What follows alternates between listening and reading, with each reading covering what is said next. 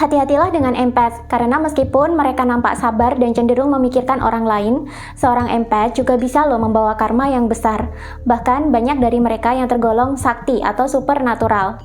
Benarkah kalau kita menyakiti atau bermasalah dengan seorang empath, maka kita akan terkena karma buruk yang sangat besar? Apakah benar banyak empath di dunia ini yang menjadi pembawa karma bagi orang lain?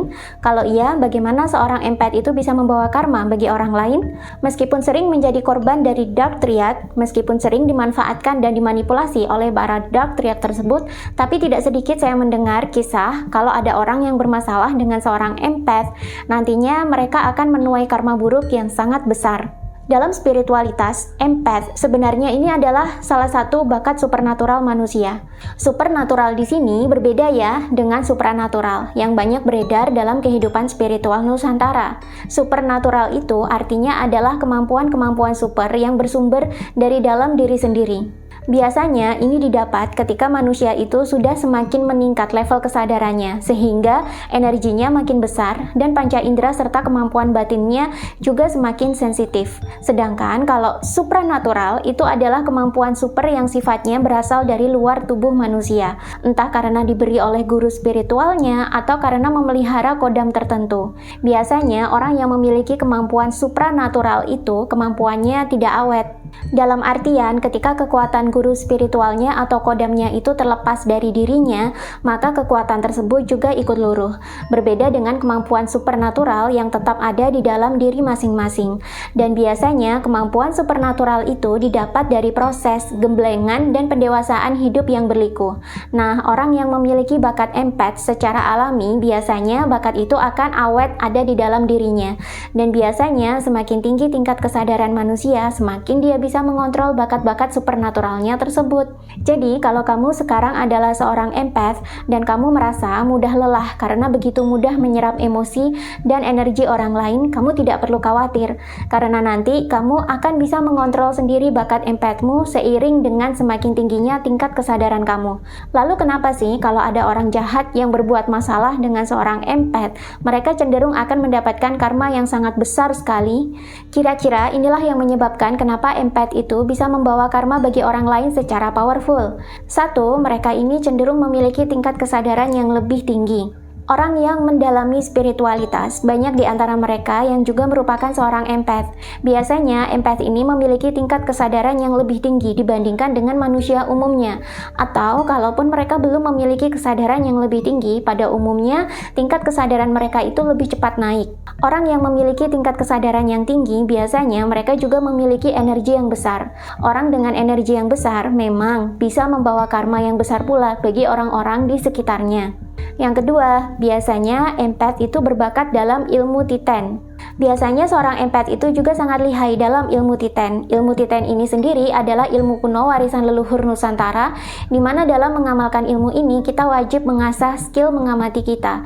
Baik itu mengamati diri sendiri, mengamati sekitar kita, bahkan mengamati kehidupan. Seorang empath biasanya adalah orang yang cukup terlatih dalam mengamati, karena terbiasa menjadi spons energi. Makin ia belajar mengamati, nantinya akan makin banyak energi yang bisa ia kenali dan ia serap.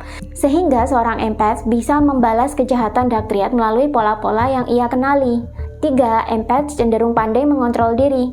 Selain pandai dalam skill mengamati, empath juga biasanya belajar mengelola energi mereka sendiri. Mereka biasanya akan belajar mekanisme buka tutup atau membuat perisai diri agar energi yang ada di sekitar mereka tidak sembarangan bisa masuk.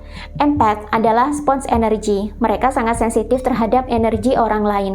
Jika mereka tidak belajar mengontrol diri, maka seorang empath akan cepat kelelahan bila bertemu dengan orang banyak.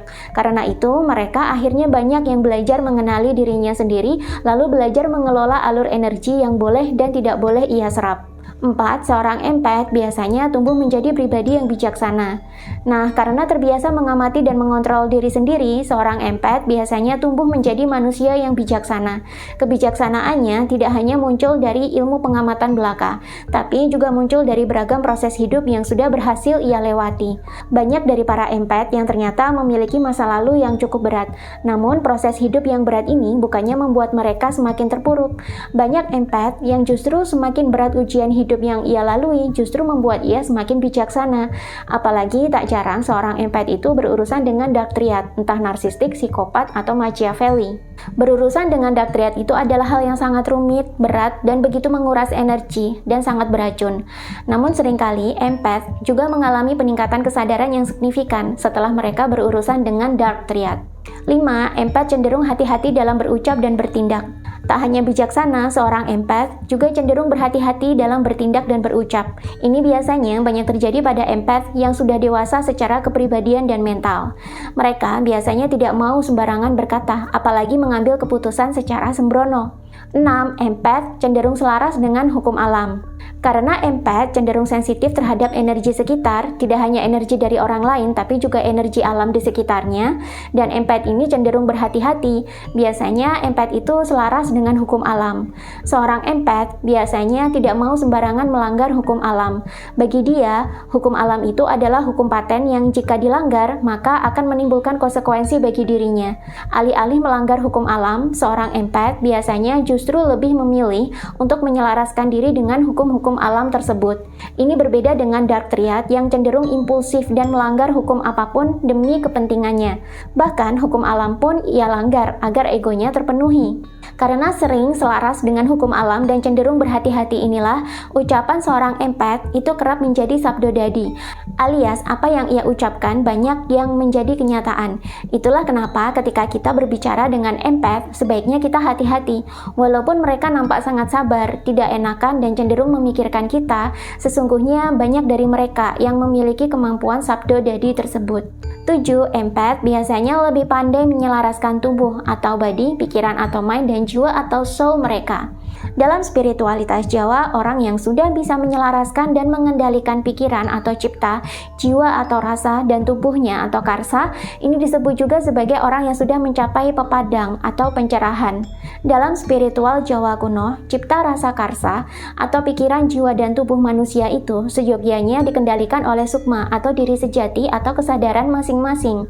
Mereka yang dengan sadar bisa menyelaraskan dirinya sendiri, biasanya adalah orang-orang yang sudah berada di level pencerahan. Kalau dalam skala kesadaran Hawkins, posisi mereka sudah terkalibrasi di level 700 ke atas. Nah, orang yang sudah tercerahkan ini biasanya memiliki energi yang sangat besar.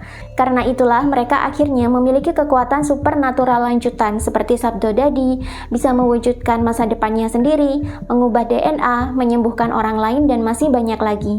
Jika ada orang yang bermasalah dengan empath, biasanya masalah itu akan otomatis kembali kepada pemiliknya setelah mereka menyakiti empath. Nah, uniknya, di antara jenis manusia yang lain, biasanya orang-orang dengan tipe kepribadian dark triad lah yang paling banyak bermasalah dengan empath. Mereka biasanya mendatangi atau mendekati empath agar bisa memanfaatkan dan mengeksploitasi para empath. Jika empath tidak nurut, maka biasanya terjadi pertengkaran hebat antara empath dengan dark triad. Dan dark triad ini biasanya tidak main-main dalam menghancurkan empath. Bahkan kadang sampai membuat empath jatuh terpuruk dalam jurang kehidupan terdalam. Namun biasanya cepat atau lambat dark triad justru menuai karma mereka sendiri. Sebab pada dasarnya menyakiti seorang empath sama saja dengan melanggar hukum alam. Jangan lupa, seorang empath itu cenderung selaras dengan hukum alam. Jadi walaupun empath itu nampak sangat pasif, tidak enakan, sangat baik, dan seperti tidak ada garang-garangnya sama sekali, bukan berarti mereka adalah objek yang bisa dimanfaatkan dan disakiti sewaktu-waktu. Banyak orang yang tidak menyadari rahasia ini. Nah, apakah kamu juga seorang empath? Ataukah kamu punya teman atau keluarga yang tergolong empath juga? Apakah kalian pernah mendengar cerita kehancuran seseorang setelah ia bermasalah serius dengan empath? Jika ada, jangan lupa ceritakan pengalamanmu di kolom komentar. Menjadi empath memang sangat menakjubkan, tapi bukan berarti tidak lepas dari masalah dan kekurangan. Bahkan, kebaikan empath kerap disalahgunakan oleh para dark triad agar bisa dimanfaatkan. Nah, agar tidak terjebak dalam hubungan beracun ini, kenali ciri-ciri empath dan dark triad lebih dalam online kelas saya minggu ini dengan tema empath, dark triad, dan misi jiwa. Selengkapnya, baca deskripsi di bawah video untuk pendaftaran online kelasnya. Dan ini terbatas untuk maksimal 100 peserta saja per sesi. Jadi, segera amankan seat kamu sekarang karena belum tentu saya akan bikin online kelas lagi seperti ini.